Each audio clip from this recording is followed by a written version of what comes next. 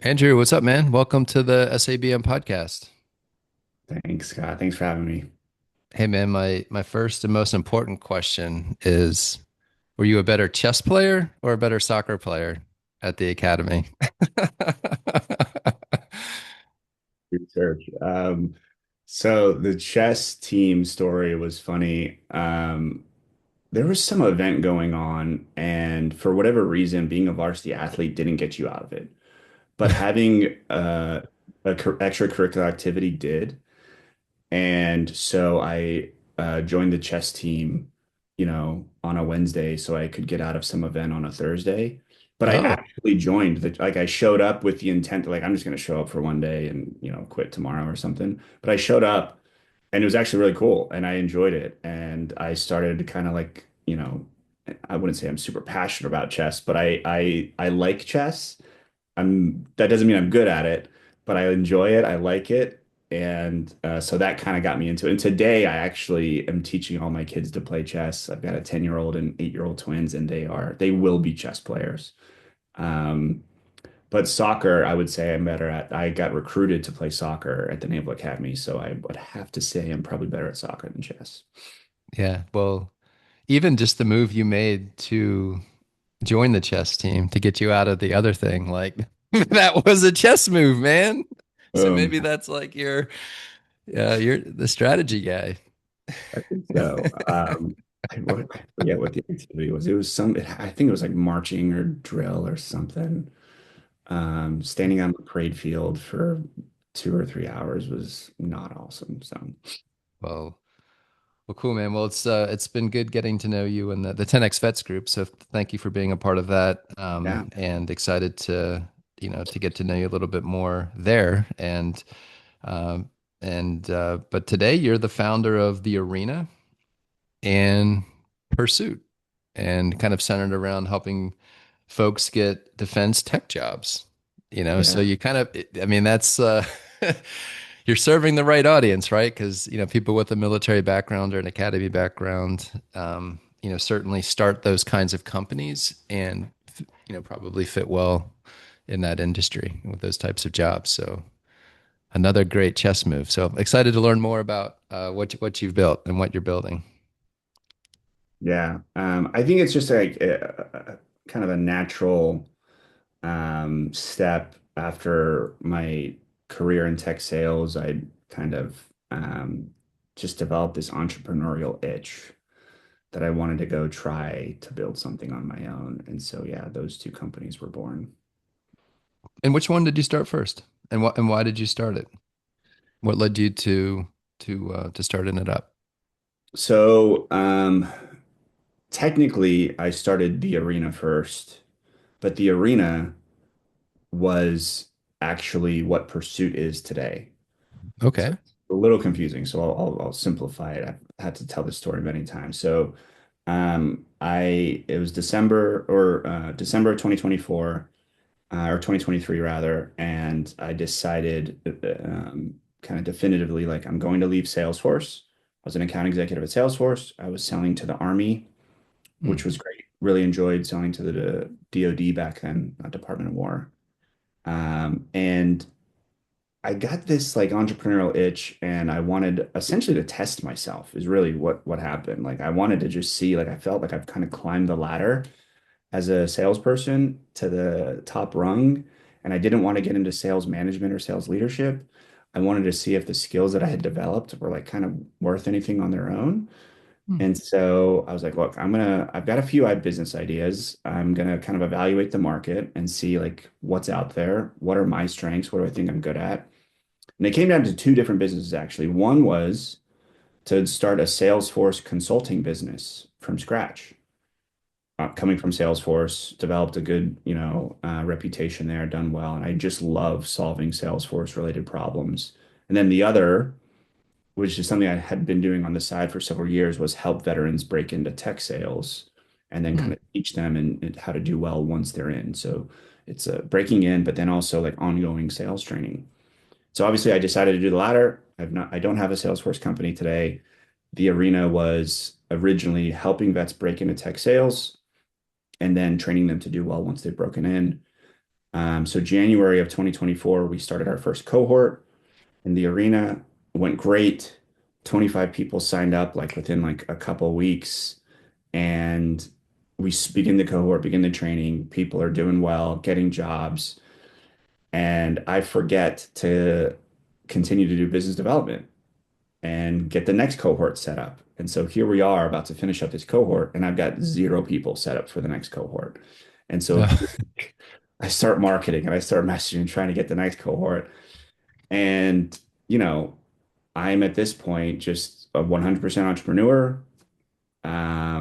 This is our sole source of income. I'm the breadwinner, wife, kids. I'm like, I need to figure this out like ASAP. This is like a course that you're selling, or just people go through it as a group, and then the job is that, hey, afterwards, as you're going through it, you're going to be positioned to get a job in tech sales. Essentially, yeah, it's Yeah. more educational. I'm taking people that have no idea really what tech sales is, teaching them what it is, and then how to go get a job in tech sales, and then partnering them with companies. And so out of that cohort, we had graduates that are now at, Microsoft and Salesforce and Amazon and Oracle. So they went on to go to great companies and are doing well. Um, but as a result of that first cohort, realized like I don't have my BD system down as well as I probably should. Mhm. Fortunately, though, I was in the business of placing candidates. And one of the Okay. hiring managers reached out and said, "Hey, I love this person that I hired from you. Do you have any others? Preferably someone that has more sales experience." And I'm like, "No, I only have these entry level folks. They're straight out of the military, blah, blah, blah." He's like, "Oh, that's a shame. Because if you did, obviously offer you like a traditional placement fee and all that." And I'm like, "Huh, what is that?" There we go. So that's how our recruiting business was born. I basically took that guy up on his offer. I had a buddy of mine, Eric, who's now my co-founder, who was helping me kind of on the side. I asked him if he'd be willing to quit his full-time job as a go-to-market recruiter and come work with me in the arena. He did. So by April of that year, Eric was working full-time and we started placing salespeople. And so the arena kind of morphed into also being a recruiting company. We focused on building it as a recruiting company for the next 10, 11 months. And then we'd hired two people in that business. So now the recruiting side, the arena is kind of running its own. And I wanted to get back to building my sales training and veteran focused transition into tech sales business. And so it wasn't until literally like 14 months after the first cohort ended that I started training for the second cohort. So cohort one was January 2024, and Hmm. cohort two literally starts next week, Oh, May that's 2022. yeah, 2 years. We took a little break, but we're back. And so now Pursuit is the new business where we focus on helping veterans transition into tech sales roles. I should say we do help non-veterans. We just focus a lot of our time and energy on marketing to the veteran community, but we have had non-veterans come through. Um, so the arena was first, then built Pursuit, and now trying to scale Pursuit while also running the arena. Yeah, and I remember like on the 10X Vets call, whenever it was a few weeks ago, you had some questions, like, hey, these are two different businesses. I kind of look at it as like a pipeline. The pursuit is a pipeline to the arena, it seems like, and you get paid on both ends of it, right? So I mean, the cohort could even be free if like you wanted it to be. And you'd still be able to make money by placing the best folks, at the jobs that you've got where you've got relationships at the company. But so the fact that you're able to have a business model, that catches people kind of at the beginning stages, when they're kind of a fit to go through the course, and then on the later stages when they're a fit to work in a tech sales role or whatever role you're recruiting for at one of these companies. I mean, that's a beautiful business. So I think they go perfectly together. They will. Yes, that's the plan is to as time goes on, kind of join the two and to your point, I become that pipeline. Um, and so right now, it's actually kind of already begun. Right now, we have people that have graduated from our program, back in February of 2024. So here we are 2 years later, and those people now have 2 years experience under their belt, Hmm. successful sellers at, different tech companies. And now we have a lifetime membership program. And so now they come back to Pursuit and they say, hey, I've been doing well in tech sales. What's next? And so we can place them in another role, in another role. So we have this lifetime membership where we offer some members access to our services for their entire career. But what that does for us is it allows us to place them more than once. We place them at their first job. They do that for 2 or 3 years. Then we place them at their next job. And so we're collecting placement fees over and over again per candidate. Um, and they get sharp and they're doing very well. The barrier to entry in our lifetime program is pretty high, so we don't let anyone in, which allows us to offer kind of like top tier candidates that typically tend to do very well. Yeah. Yeah, and that's a great service to them too, because you're able to source those opportunities that they certainly probably don't know about, and then hey, whenever the time's right, or if it's a right fit or a better fit, they can move on to the next challenge. Yeah, exactly right. Exactly. Awesome, man. Well, so very exciting. What would you say are some of your biggest goals for this year? So we just started 2026. We're kind of just at the beginning of the year.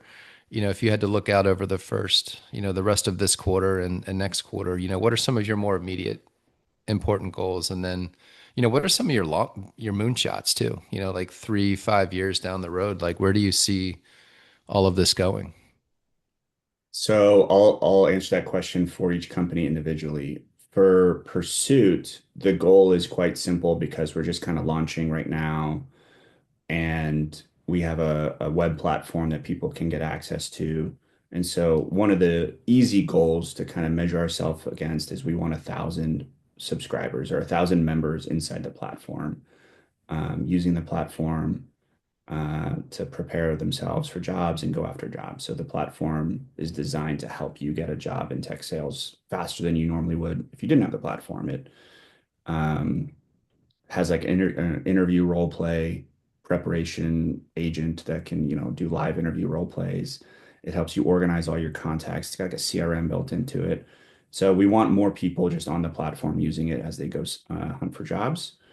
Um, and that we'd like that to happen before the end of the calendar year if we could have 1,000 folks on the platform. And then for the arena, one of the things we're actively working on right now that I'm really excited about is we're building out defense tech talent insight platform, which as we work with our clients in the defense tech startup ecosystem, a lot of these organizations are pre-seed, seed, or they're just getting their Series A, very young, 10 employees to maybe 30 or 40, 50 employees, right?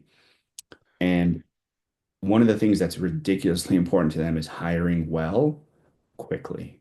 Mishires for these companies is it just hits harder than if you're a much more established company, right? Like a mishire is very bad. It slows things down and it's very costly. So a lot of our clients are asking very good questions about the market, the talent market in this particular space, and like how they can go and get an unfair advantage and leverage, data and information to make sure that they're sourcing the best candidates that are more than likely going to fit the role better, last longer, be more effective and efficient, so on.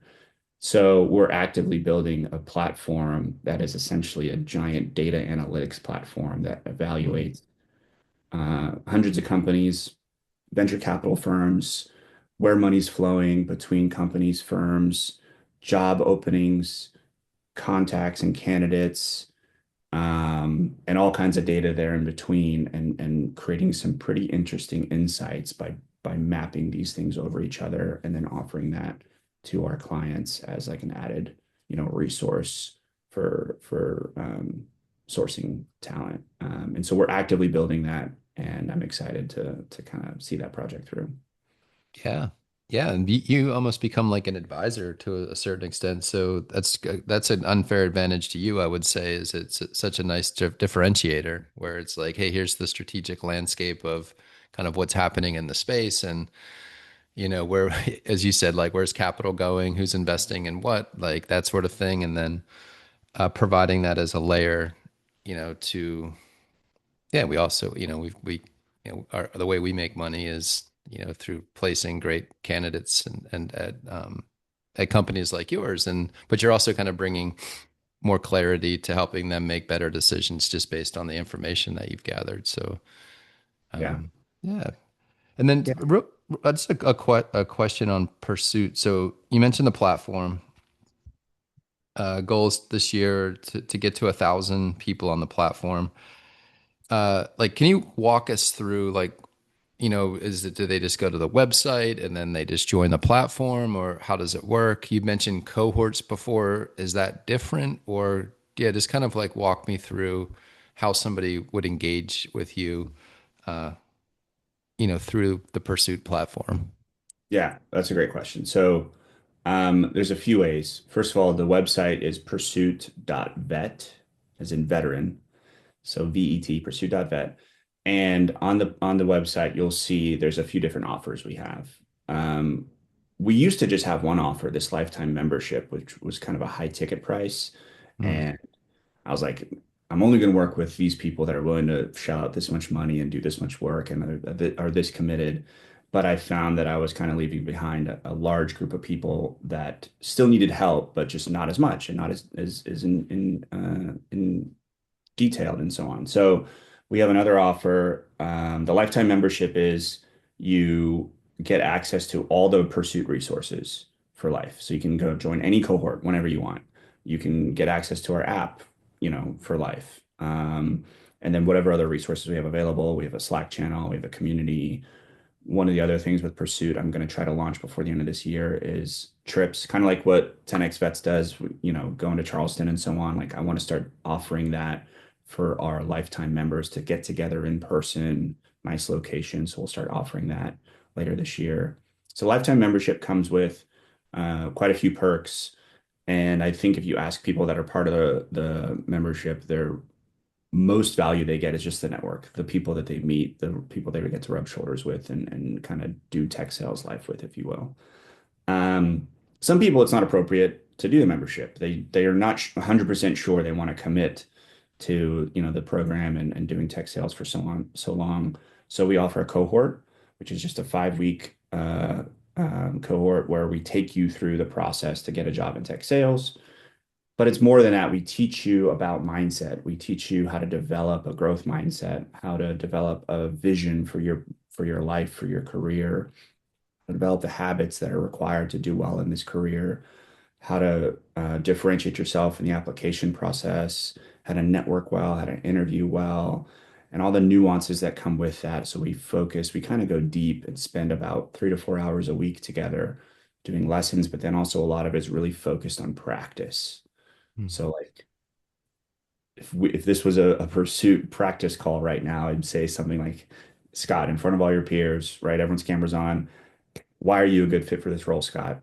Interview pop quiz. And like everyone needs to be on at any time. I can stop and ask someone a question or put someone on the spot. The intent is to try to recreate an actual interview environment where an unexpected question comes up, or it's a little tense, or we're a little nervous, or we have to do something we weren't anticipating we have to do. So that's the cohort. And then below that is if the cohort still isn't a good fit, we have the app. The web app is there's a free version and then there's a paid version. I think the paid version we're probably going to roll out at like $50 a month or something like that. And that's just the DIY get a job in tech sales using the pursuit methodology. So you'll get access to the app to go use it as a CRM to track all your jobs. And then you can do like interview role plays. We have the back end systems to pull contact information. So if you're like, I want to network with Julia at Acme Software, we can pull her LinkedIn information, her email, her phone number so that you can reach out to Julia or so on. mm. So those are really the three major offerings, the app, the cohort, the lifetime membership. And our intent is that we cover as many people as possible with what they might need in their job hunt journey.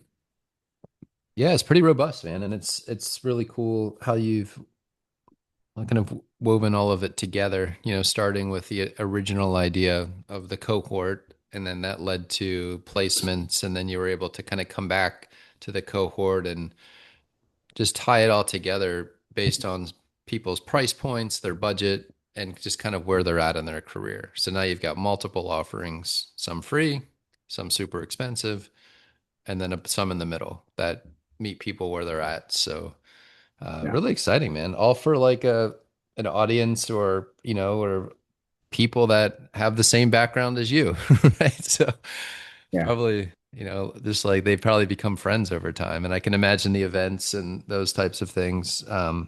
Yeah, really taking off. For it's people that have a common background, that have a common interest. There's a networking opportunity there for people looking for bigger and better careers. Who knows, right? So the sky's the limit. I'm really excited about the event thing. I've not done anything like that before, but I've been a part of those types of programs in the past, and I know how powerful they are to go meet people in person. And so, yeah, I'm at this point just kind of ideating on what it should look like. But it's probably not too far off from like what 10X Vets is doing and other organizations similar to that. So I'm excited about it. Yeah. Where do you live again? You're in Rhode Island, is that right? Or Annapolis. Annapolis? Yeah.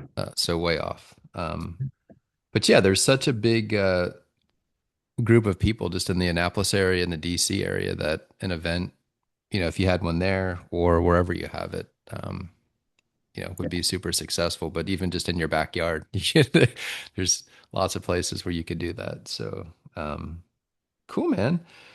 Where are you stuck? Or like what challenges do you like what's standing in the way of, of where you want to be and where you want to get to over the next 3 to 5 years, or even like this quarter? Like what's kind of the some immediate things we might be able to help you with, help you achieve your goals?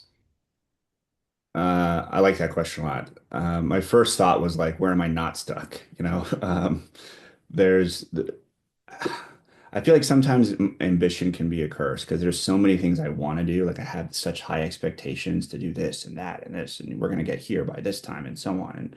And when I don't achieve them, it can be easy to get down and think, oh well, I'm a failure. This sucks, or this isn't going to work, or I shouldn't be here, or shouldn't be doing that. So I try to be careful with um, be careful not to take myself down a path where like everything's going wrong, which I kind of have a tendency to do. So I don't know if other people are like that, but it's magnified now that I'm an entrepreneur because literally everything's resting on my shoulders. Whereas before, like a lot was resting on my shoulders as an AE at Salesforce, but now like literally everything is on me to make sure that I right the ship and we're headed in the right direction. Um, this is going to be a maybe not a great answer, but like one of the things I think about a lot is I don't know what I don't know. Like there's things around the corner that I'm not anticipating, and I'm constantly asking people for advice. I'm constantly seeking out guidance or maybe informal mentors to help me think through this is where I'm at. What should I be thinking about that I'm not thinking about? And so I don't know necessarily if that's where I'm stuck, but that's just one thing I think about. Now, to get real um, tangible with you, marketing. Marketing is tough for me.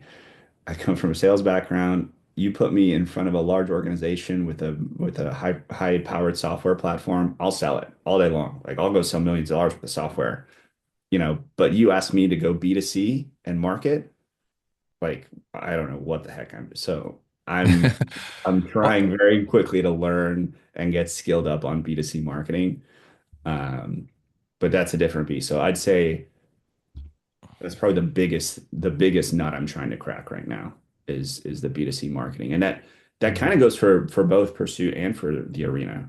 The Arena, we have much more of a B2B marketing angle where we're trying to get companies to, work with us. But also, I think you mentioned this earlier, we would love to just have a slew of candidates and job seekers kind of tapping on our website and uploading their profiles and their resumes so we can start to gather more information and data. But a lot of that means you got to be good at marketing. You got to be good at building a megaphone and yelling out of your megaphone a lot, you know?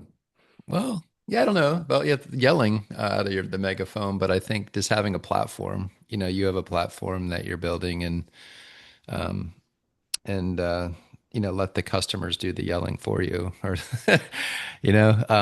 but it's interesting, right? So why are some people good at marketing and some people are good at sales and usually people aren't good at both? I don't know what the what the answer is to that. I'm not sure which one. I'm maybe good at marketing, and then you just let people buy what they want to buy. I don't know. That's kind of I don't know if that's a I good think approach, but I'll be honest, I'll be very honest here. I think part of the challenge is the inconsistency in my marketing is like one day yeah. I'm like, I'm gonna do this. And then the next day I was like, that was dumb. Why did I do that? I'm gonna do this over here. And then the next day it's like, both of those things were dumb. Now I'm gonna try this, so it's hard for me to stick to a plan and a strategy. And I think if we peel that back a little bit, it's hard for me to stick to a plan and strategy because I don't know if my plan or strategy will work. So I'll come up with one and then I'll try it for a week. I'm like, that didn't work. Let me go try something else because there's no foundation that I've built in my career where I know beyond a shadow of a doubt, like this is how you do marketing. And so we Mm. don't really know how to do something, and you're just kind of firing from the hip and throwing darts in the dark. It's hard for me to stick to one thing long enough to really figure out like if it worked or not. And I think if I'm being honest, that's probably my Achilles heel when it comes to marketing, at least one of them. Yeah. Well, I think you know right away. So that's if I do something and it's not working, then it's not working. But yeah, so I think if you pick something, and not pick five things, right? Pick the one thing that, hey, I know my customers are here and I like the biggest thing with marketing is can I find my customers? Where can I Mm, find my customers easiest? Like, and then you just choose, okay, this place is where I can find all of my customers. And if you get that right, and you really believe in it, then you stick to that, right? And then it's just a matter of, okay, well, like, what do I best say to the, like, like what are the more tactical way that, of bringing people to a website, having them, provide their information and that sort of thing. So I think it's just a matter of, hey, where can you eat best? Identify where your customers are. Is it Instagram or is it Facebook or is it LinkedIn or is it, at the local chamber of commerce? I don't know. Like, and just kind of figuring out like where do they hang out and yeah. then getting it and your thing's not for everybody, right? So you've got a niche but which is I think where a lot of people fail is they don't have a niche. And it's like, hey, I'm gonna blast this out to everybody. And but Yeah. well, cool, man. Well, what's the best way for folks to reach out and get in touch and learn more about what you do? I think LinkedIn would probably be easiest. Way to get a hold of me. I'm on LinkedIn a lot. That is where my customers are. So I kind of live on LinkedIn. It's a bit of a second home for me. And then beyond that, my website, pursuit.vet, you can learn more about us there. And then also arena.vet, you can learn more about us there. Um, those are the three places you can learn more and get a hold of me pretty easily. Awesome. And we'll put links to your LinkedIn profile and websites in the show notes so people can easily reach out and get in touch with you. And it's been a pleasure having you on the podcast today. And congrats on all the traction you've gotten and success that you've had. It's not easy out here, trying to make things happen, right? And you're doing a great job. And here's to an awesome 2026. Thanks, Scott. I appreciate it. Thanks for having me.